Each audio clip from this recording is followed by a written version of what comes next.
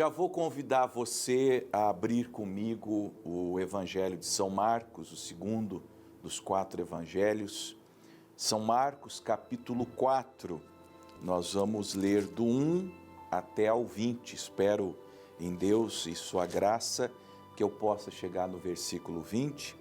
Nós temos aqui Marcos 4, do 1 ao 20, a conhecida parábola do semeador, que também aparece em Mateus 13, do 1 ao 23, e em Lucas 8, do 4 até ao 15. Quando você quiser fazer um estudo sobre a parábola, você faça a leitura juntamente com os outros textos, isso vai lhe fazer o seu entendimento crescer. Mas eu quero ver hoje com você esse texto sobre uma perspectiva de como acontece a obra de Deus dentro dos nossos corações. E nessa primeira parte, não vou explicá-la, só um comentário no início, nós lemos que outra vez começou a ensinar junto ao mar. Juntou-se a ele, a Cristo, a Jesus, uma grande multidão, de sorte que ele entrou e assentou-se num barco sobre o mar, e toda a multidão estava em terra, junto ao mar, e ensinava-lhes muitas coisas por parábolas e lhes dizia na sua doutrina. O comentário que eu quero fazer é que o mais importante na pregação é a pregação. O mais importante nesse momento em que nós estamos ministrando a palavra de Deus é o autor principal, é o protagonista nesse cenário. No caso, claro, de Jesus, era o próprio Cristo e a sua pregação. Depois de Jesus, com Pedro, com Paulo, com João, comigo, com você, com os que vieram, mesmo os mais proeminentes dentre nós só somos o vaso de barro, temos o tesouro, esse tesouro em vaso de barro, para que a excelência do poder seja de Deus e não nós. Quero com isso dizer que o lugar pouco importa. Você prestou atenção que Jesus outra vez pregou na beira da praia e que ele usou um barco como o púlpito dele, como a plataforma, não porque ele quisesse ser ali o ator principal, ainda que ele, Cristo, seja em todos os cenários o ator principal, mas aquilo era só uma estratégia acústica, onde ele pudesse estar num lugar que todas as pessoas o vissem, obviamente, que ele pudesse falar. A praia se tornou ali uma espécie de uma cancha acústica, de modo que o que ele falou em alto e bom som para que todos ouvissem. Eu vou morrer falando sobre isso, e se vocês não me derem razão agora, vocês me darão razão no dia do juízo. Mas as igrejas hoje, os templos hoje, estão cada dia mais virando uma casa noturna. Eu não sei como alguém consegue participar de um culto com tanto barulho, com tanta luz, com tanto breu, com tanto escuro, com tanta pirotecnia, com tanta fumaça, com tantas cores, com essa coisa de querer cada dia mais ser agradável a corações mundanos, porque o que a igreja evangélica brasileira está fazendo na atualidade é apresentar uma comida profana a pessoas profanas. Quando a única coisa necessária, olha o exemplo de Jesus, sem custo, porque a praia é pública, ele não pagou o aluguel da praia, ele conseguiu reunir uma multidão num lugar onde, sem nenhum custo, sem nenhum investimento, sem nenhum desvio de recurso, sem nenhum gastar dinheiro naquilo que não é pão, fosse necessário para que ele pudesse trazer seu conhecimento e a sua doutrina.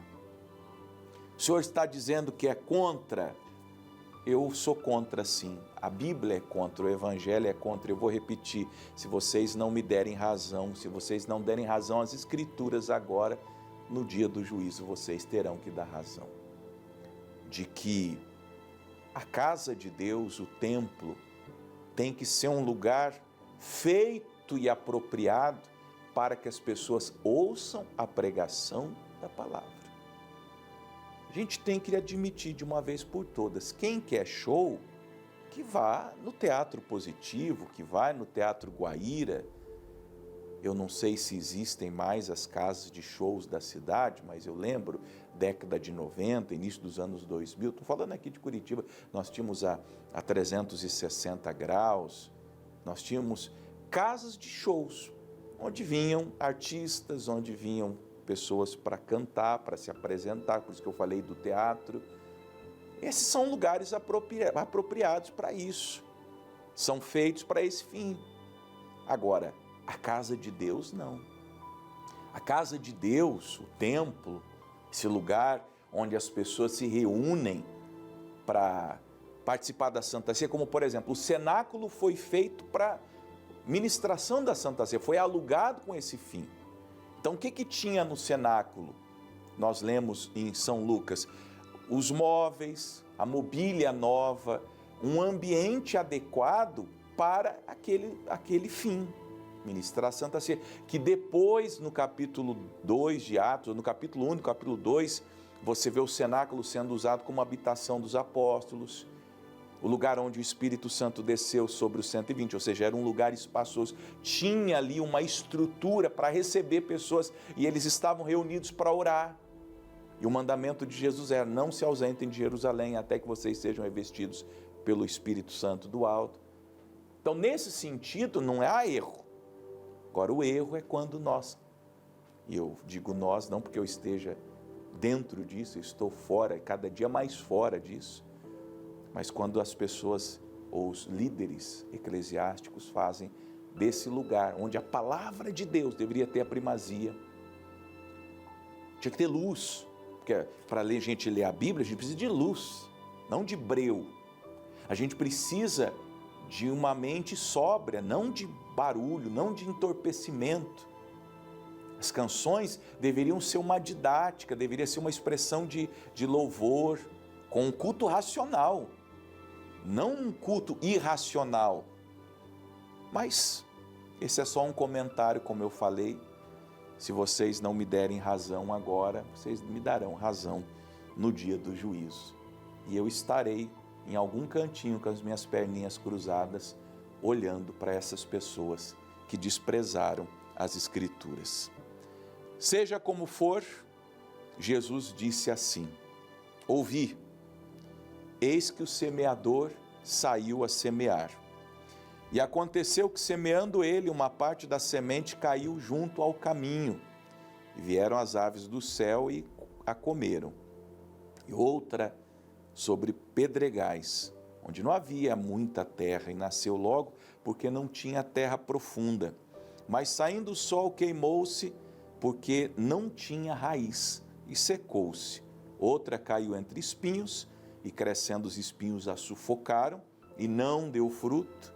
E outra caiu em boa terra e deu fruto, e vingou e cresceu. E um produziu 30, outro 60 e outro 100. E disse-lhes: quem tem ouvidos para ouvir, que ouça. Quem tem ouvidos para ouvir, quem tem interesse em aprender com essa parábola, que ouça. Quando se achou só, o culto terminou, aquele culto na beira da praia, as pessoas foram embora. Os que estavam junto com ele, porque tem gente, isso é uma lição importante, que só fica com Jesus no culto. Tem uma multidão, é a multidão, e olha, tem pastores nessa multidão, tem esposas de pastores, tem obreiros, tem diáconos, tem presbíteros, tem, entre aspas, apóstolos, tem, enfim, tem um tanto de gente que só está com Jesus no culto na igreja. São as pessoas que só leem a Bíblia na igreja. São as pessoas que só louvam, que cantam na igreja. São as pessoas que só oram na igreja, são as pessoas que comungam com Jesus na igreja. Quando o culto termina, essas pessoas vão embora. E são essas pessoas que não são abençoadas pela palavra. Quando Jesus terminou o culto, as pessoas foram embora, isso é uma figura para nós, ficaram os chegados de Jesus. Os chegados de Jesus continuam com Jesus mesmo depois do culto. Quando eu vou para a minha casa, eu tenho que continuar com Jesus. Na minha casa, eu tenho que orar. Você ora na sua casa? Vamos falar a verdade, só entre nós aqui, não tem ninguém ouvindo a gente. Você ora na sua casa igual você ora na igreja? Na sua casa. Na sua casa. Eu já ouvi pastores me dizendo, eu não oro na minha casa, eu não oro, eu não leio a Bíblia. E eu fiquei pensando, esse pastor não é convertido. Não é convertido. Porque eu tenho que ter comunhão com Jesus quando eu estou no culto público e quando eu estou na minha casa. Então, se eu oro no culto público, eu tenho que orar na minha casa. Se eu canto no culto público, eu tenho que cantar na minha casa. Eu duvido que esses artistas gospel que ficam cantando e pulando, eles têm um pulinho engraçado, eu não vou tentar imitar aqui, porque é capaz de eu cair e tomar um tombo. Eu duvido que eles adoram nas casas deles, eles não adoram em casa, sabe por quê? Porque não tem cachê, eles só adoram onde tem cachê, e é caro. Você pega aí na internet, dá uma gulgada, põe lá assim, cachê dos artistas gospel, você vai ficar escandalizado. E dá para provar, porque é só você querer, vamos dizer, eu quero trazer aqui na minha igreja ou na minha denominação. Na graça eles não vêm, graças a Deus. Mas vamos dizer que você faz assim, como se você fosse um promotor de eventos, e pega um daí dos famosos, e pega o número da assessoria dele e liga, e fala, quanto que é para trazer o fulano de tal aqui? Você vai ver, eles vão falar o preço, eles falam ali na hora o preço. Então, se eles fossem de Deus, eles adorariam na casa. Porque nós lemos, vamos ler de novo, quando se achou só, quando o culto acabou, os que estavam junto dele, com os 12, o interrogaram acerca da parábola. Quando a gente anda com Jesus, a gente vai no culto, ouve uma pregação, às vezes nós não a entendemos, mas na nossa casa a gente ora e indaga o Senhor. Senhor, o pastor pregou hoje, Marcos 4, do 1 ao 20, o que o Senhor quer que eu aprenda? Isso lá na sua casa, você e Jesus, você e o Salvador. Porque quem é nascido de novo, repito, ora na igreja e ora em casa. Canta na igreja e canta em casa. Lê a Bíblia na igreja e lê a Bíblia em casa. Se você não ora em casa, se você não canta na sua casa, se você não lê a Bíblia na sua casa, você não é convertido. Pode escrever. Mas eu sou pastor. Não, você nem nasceu de novo. Você é um pastor, mas você não é nascido de novo. E se você está ficando com raiva de mim, você está endemoniado ainda. Porque além de não ser nascido de novo, ainda você é endemoniado, porque você está ficando com raiva da palavra de Deus. Simples assim. Não nascido de novo, endemoniado. Porque quando a gente nasce de novo, a gente vai a Jesus na igreja e fora da igreja. A gente lê a Bíblia na igreja e fora da igreja. Vou passear, vou numas férias com a minha família, eu oro. Eu tenho o meu momento de comunhão, o meu devocional. Eu estou a sós com Cristo. E é aí que vem a grande revelação. Daí, aquela palavra, muitos chamados e poucos escolhidos, vale nesse ponto. Por quê? Porque muitos, lembra que nós lemos no início do verso 1, e outra vez começou a ensinar junto ao mar, e ajuntou-se ele grande multidão, muita gente, muitos chamados, mas poucos escolhidos. Quais os poucos escolhidos? Quando se achou só os que estavam junto dele com os 12. Então tinha um grupo menor ali que ouviu a palavra junto com a multidão, aquele culto, aquele sermão, em forma de parábola, e que agora está interrogando Jesus, está dizendo: Jesus, explica para nós o significado daquela parábola que o Senhor falou no culto mais cedo. E ele disse: olha, a vós, vocês aqui, olha, vocês que continuam comigo depois do culto, quem só está com Jesus no culto não tem direito a esse pão especial. A vós é dado a saber os mistérios do reino de Deus, mas aos que estão fora, esses que não continuam comigo no pós-culto, essas coisas se dizem por parábolas. Então, vocês estão aqui comigo, vocês permanecem comigo, vocês oram em casa, vocês leem a Bíblia nas casas de vocês, vocês estão comigo, mesmo quando não estão no culto, quando não estão na igreja. Vocês só vão na igreja domingo, mas segunda, terça, quarta, quinta, sexta e sábado, vocês estão sempre comigo.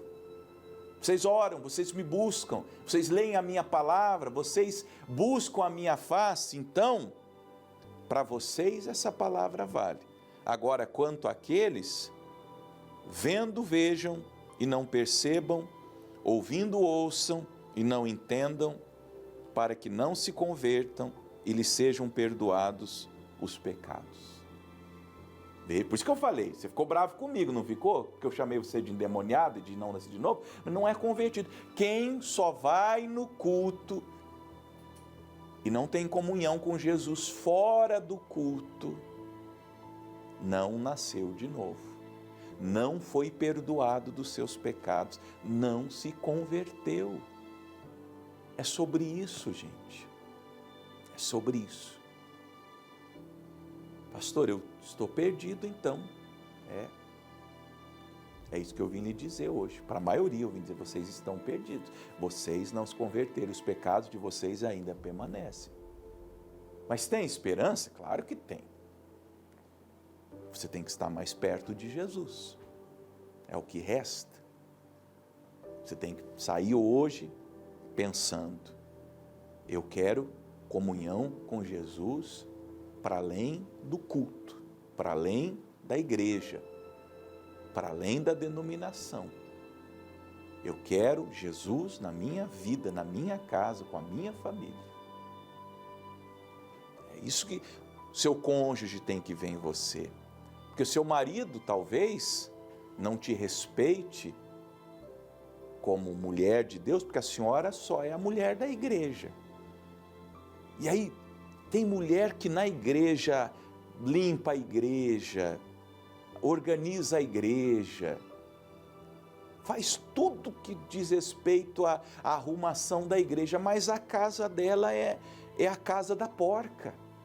Por isso que o teu marido não te respeita como mulher de Deus, porque a senhora é tão boa arrumando a igreja e é tão ruim arrumando a tua casa. O senhor talvez não é respeitado pela tua esposa, porque o senhor é tão cordial na igreja, é um cavalheiro, é um gentleman na igreja. Que homem educado, que homem aciado, que homem que trata todo mundo bem. As irmãs o senhor trata que é uma belezura, mas a mulher é tratada igual o cachorro vira-lata.